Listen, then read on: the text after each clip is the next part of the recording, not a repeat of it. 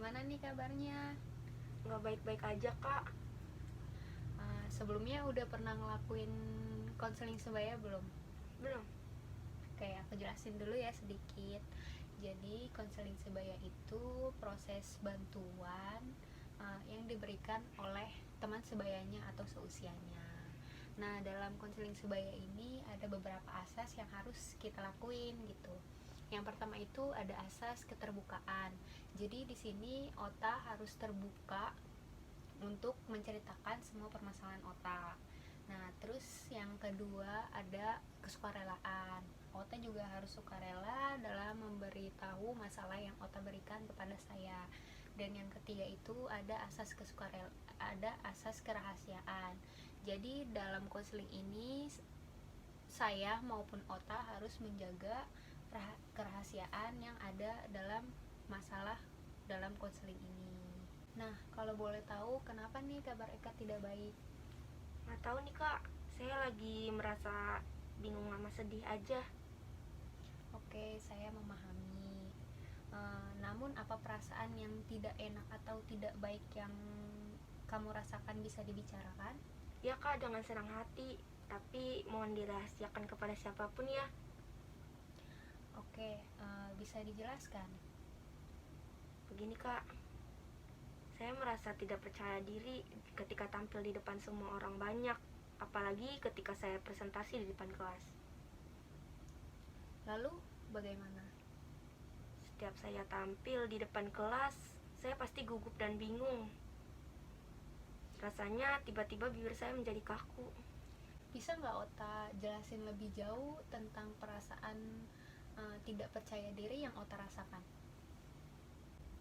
Saya gemetar ketika tampil di depan kelas. Saya juga merasa tidak percaya diri saat akan menjawab pertanyaan dari dosen. Padahal saya hanya menjawab dari tempat duduk. Tetapi saya tetap merasa gugup dan gemetar. Bisakah Ota praktekkan gimana rasa gugup yang Ota alami? Bisa, Kak?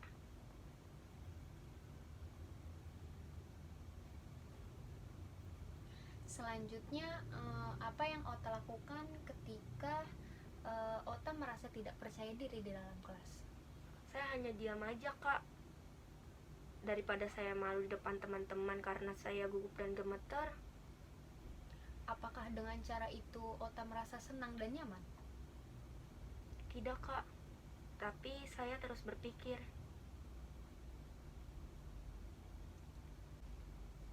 Mungkin Ota berpikir kalau segala sesuatu yang Ota lakukan itu harus sempurna, jadi bisa membuat Ota jadi seperti ini.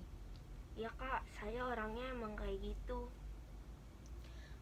Kalau begitu, apakah masalah Ota tentang bagaimana Ota bisa presentasi dan menjawab pertanyaan dosen dengan tidak gugup? Iya, dan saya bingung harus gimana.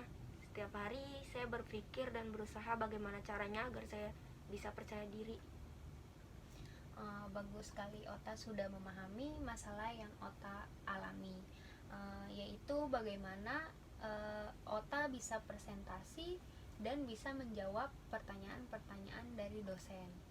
Ya, Kak, saya sangat ingin sekali tampil percaya diri di depan kelas. Oke, bagus sekali keinginan Ota. Saya senang mendengarnya. Lalu apakah Ota sudah punya cara untuk mengatasi masalah Ota yang tidak percaya diri ini dan ketika presentasi dan gugup ketika ditanya oleh dosen? Saya masih bingung, Kak.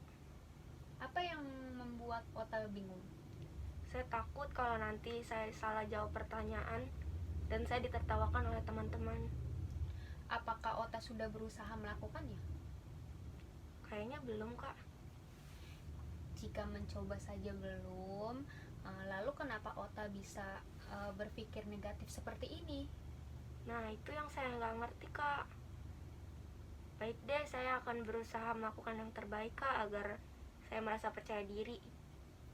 Baik, kira-kira apa nih rencana Ota sementara sebagai pegangan Ota untuk tindakan selanjutnya?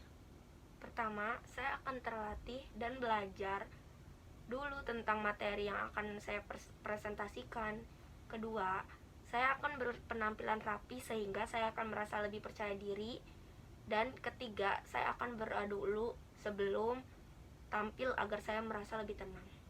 Bagus, Ota sudah memahami atau sudah tahu apa yang harus Ota lakukan sebelum pembicaraan ini kita tutup. Bagaimana perasaan Ota ketika berdiskusi dan apa kesimpulan Ota?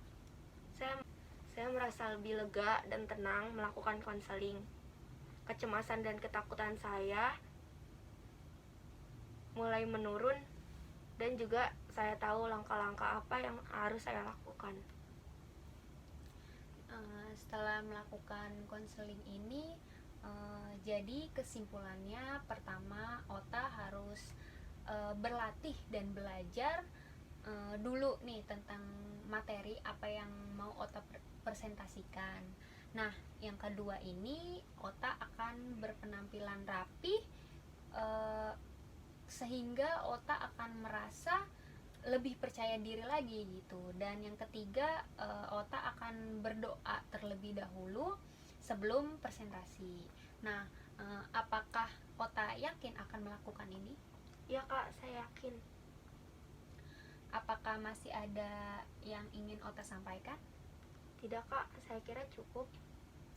Bagaimana kalau kita tutup saja pembicaraan ini, dan saya mengucapkan terima kasih kepada Okta sudah mau menceritakan masalahnya dengan sukarela, dan kita akan merahasiakan masalah ini ke siapapun. Ya Kak, terima kasih kembali.